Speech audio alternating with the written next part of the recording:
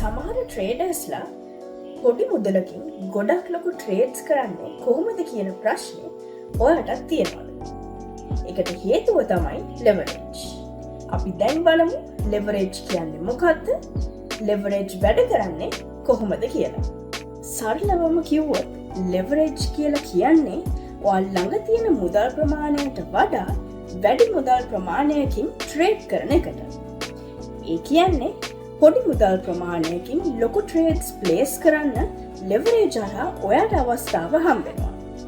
උදාහරණයක් විදිහට ඔයා ළඟ තියෙන ඩොලර් 100ක් නම් එකට 1000ක රේෂියෝ එකකින් ලෙවරේජ් යූස් කරලා ඔයාට පුළුවන් ඩොලර් ලක්ෂක ට්‍රේඩ් එකක් කන්ට්‍රෝල් කරන්න.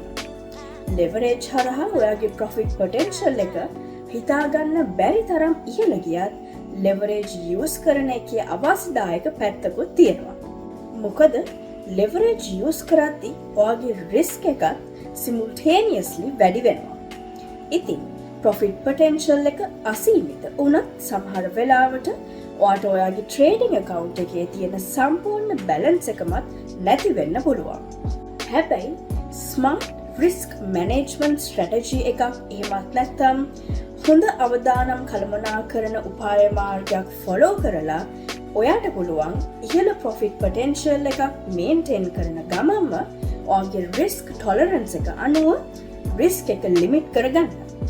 රිස්ක් මැනේජ්මන්ට් වගේම ස්මාර්ට් ට්‍රේඩින් ගැන තව දේවල් දැනගන්න මේ සීරීස් එක ෆොලෝ කරන් තියාගන්න.